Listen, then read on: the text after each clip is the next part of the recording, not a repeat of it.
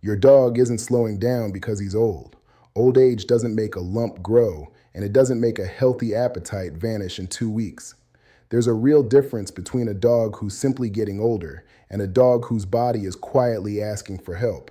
And most owners never learn to tell the two apart until it's later than they'd like. Before we get into what those 7 signs actually look like on a real dog, there's a habit worth breaking first because it's the one thing that makes every one of these signs so easy to miss. Stick around because by the end, you'll know exactly how to tell the two apart in your own dog. If you've been telling yourself he's just getting older for the last 6 months, you're not careless and you're definitely not alone. That's the single most human reaction there is. And the fact that you're watching this, running a checklist against your own dog instead of shrugging it off, already puts you ahead of most owners. Here's the part that trips almost everyone up though. Aging really does slow a dog down, dull his appetite a little, and hand him the occasional soft lump so the early signs of something more serious get to hide inside a story that already sounds completely ordinary. Aging is slow and steady. What we're about to walk through isn't. Each of these 7 is a change from your own dog's baseline, something new, something that doesn't fit his usual pattern, and that difference is the entire point. Cancer, at its simplest, is cells that stop listening to the body's stop signals and keep dividing when they shouldn't. That one idea explains almost everything an owner ends up noticing from the outside. A lump forms because those extra cells pile up somewhere under the skin. Weight comes off because a growing mass competes for the body's fuel and can shift how it burns energy. So a dog can lose weight even while resting normally and eating the same amount. Appetite and energy drop when a mass sends out its own inflammatory signals, the kind that make a body feel generally unwell, the same way a person loses their appetite while fighting something off internally. None of this means any one of these 7 equals cancer. Most of the time, it's something far more ordinary. But it's exactly why these 7 deserve an actual look instead of a guess. Think of it like a car. A dog quietly losing weight while eating normally is a car burning through gas faster on the same amount of driving. Something under the hood is working overtime, even if nothing looks different from the driver's seat. A lump that's been sitting there unchanged for years is different from one that started shifting shape or size this month. The same way a mole on a person can sit quiet for a decade and then suddenly isn't the same mole anymore. 2 words come up more than any others when a vet talks through this list, and they're worth knowing in plain terms. Benign means a lump stays put and doesn't spread. Malignant means it can invade nearby tissue or travel somewhere else in the body, something vets call metastasis, and it's the reason catching a change early changes the outcome so much. The only way to tell which one you're looking at is a biopsy, a small sample of tissue checked under a microscope, and that single test is the difference between a guess and an answer. There's one more word worth having in your pocket, cachexia, which is just the medical name for the muscle and fat loss that shows up with some cancers, even when a dog is still eating his normal amount. It's why weight loss without an obvious cause carries more weight, so to speak, than weight loss you can already explain by a change in food or activity. So here's the first one, and it's the one owners explain away the fastest. Unexplained weight loss. It's completely normal for an older dog to trim down a little with age or slightly less activity. That part isn't the warning. What's different is weight coming off while his food bowl and his walks stay exactly the same, or running a hand down his side and feeling ribs and hips more clearly than you did 2 months ago. If that's what you're seeing, a routine exam within the next week or 2 is the right move. Not a 5-alarm panic, just a look. The second one shows up right under your hands, and most owners have already felt it without thinking twice. A lump that changes. Plenty of older dogs carry small, harmless, fatty lumps for years without a single thing changing about them, and that's genuinely fine. What's different is a lump that's grown since the last time you noticed it, one that's gone from soft and squishy to firm, turned an irregular shape, or came back after it was already removed once. That one doesn't wait for the next annual visit. It gets a call this week. If you've made it this far, you're exactly the kind of owner this channel is for, so it's worth saying thanks for sticking around, dropping a comment on where you're watching from, and hitting subscribe costs nothing and helps this kind of information reach more owners before they need it. A like helps too, honestly, since it's the only way more dogs like yours end up seeing this before it's too late. Next is the one that gets blamed on the weather more than anything else, a drop in appetite. Dogs skip a meal now and then from heat or a stomach hiccup, and that alone means nothing.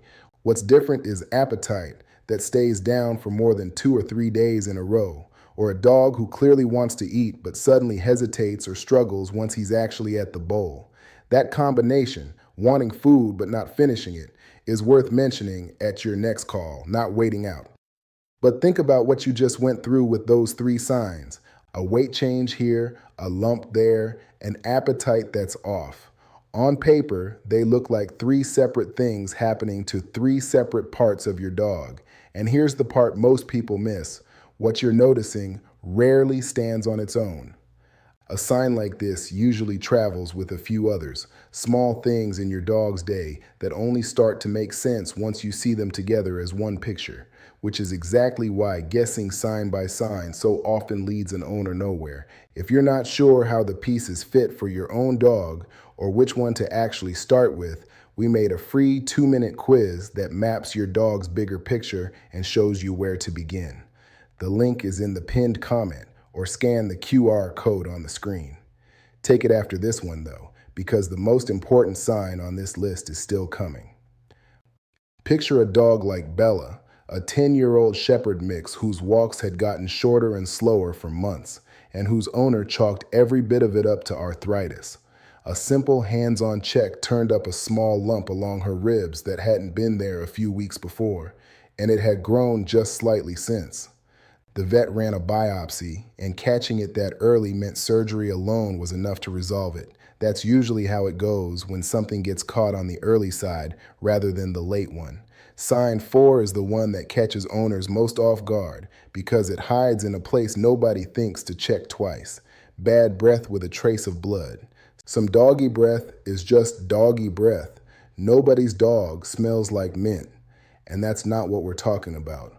What's different is breath that suddenly has a new, sharper edge to it, paired with any blood on a favorite toy, in the water bowl, or along the gum line itself.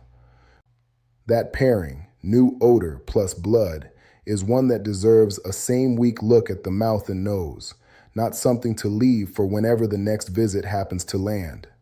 Sign 5 is the quiet one, the kind that slides by because it looks like nothing at all.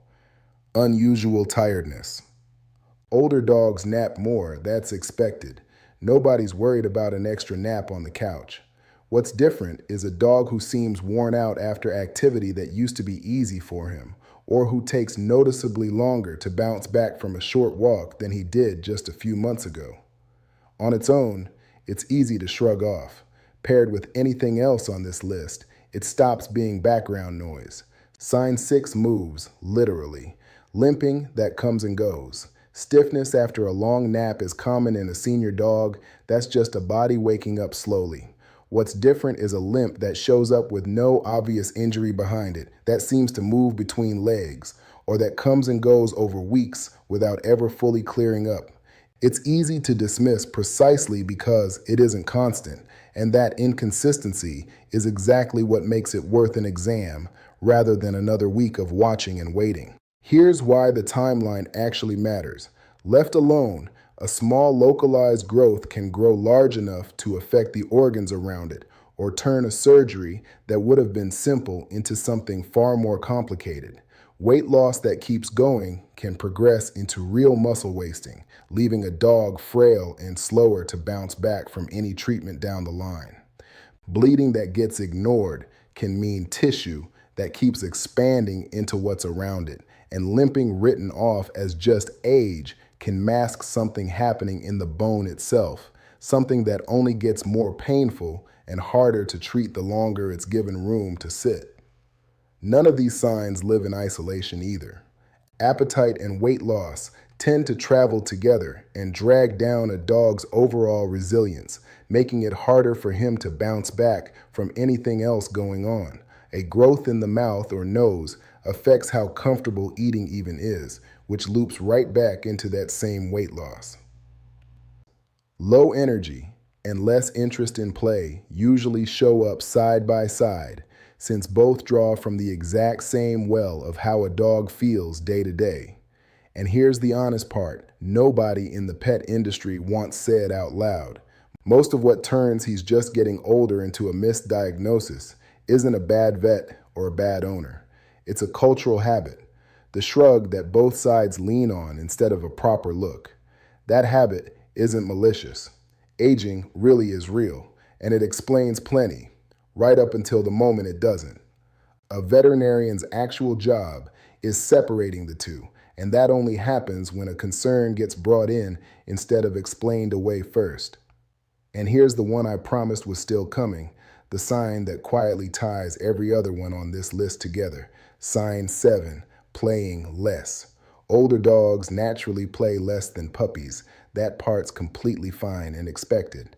What's different is a dog who used to light up the second a toy hit the floor or a leash came off the hook, and now gives you a flat, going through the motions response most days.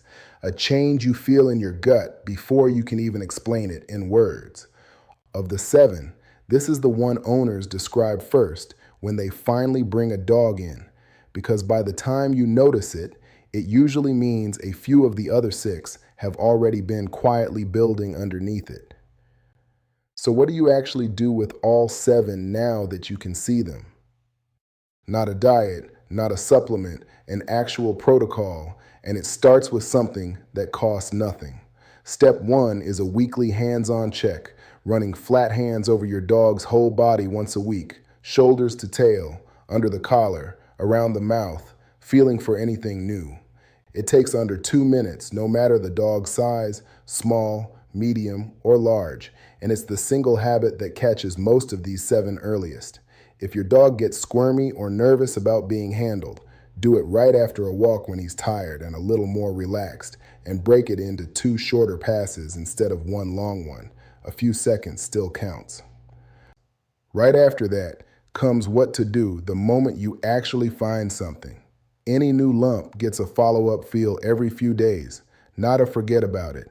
If it changes size, shape, or firmness inside 4 weeks, that change is the trigger to call the vet, not another month of wait and see. And it's worth saying clearly, no home check ever replaces an actual biopsy.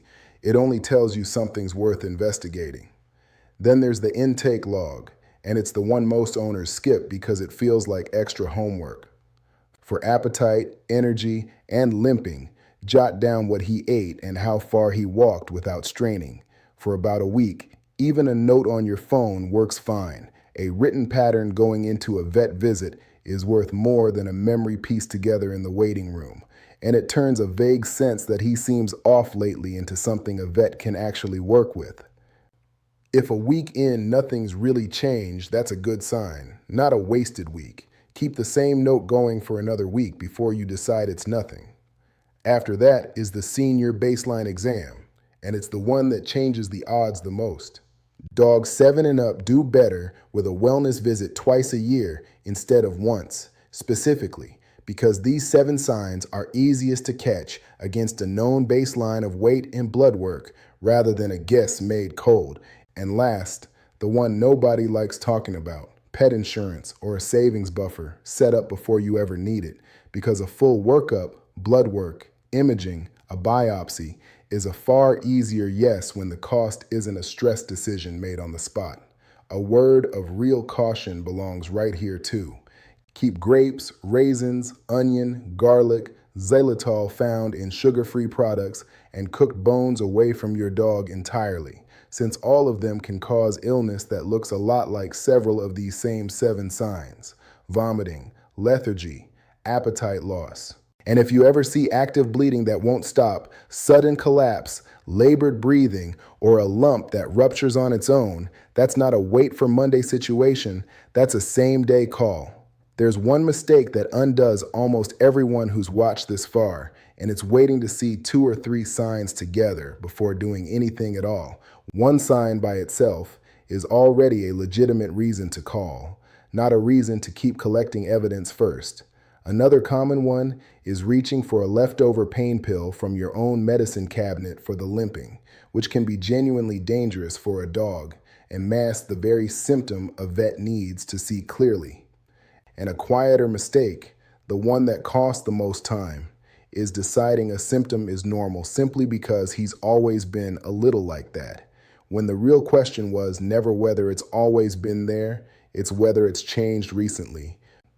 If you run the hands-on check this week and everything feels the same as always, that's genuinely good news, and the habit doesn't stop there. Keep the weekly check going as a permanent part of his routine, not a one-time project, and hang on to the senior baseline exam twice a year, even in a year nothing comes up, since next year's comparison only works if this year's numbers exist.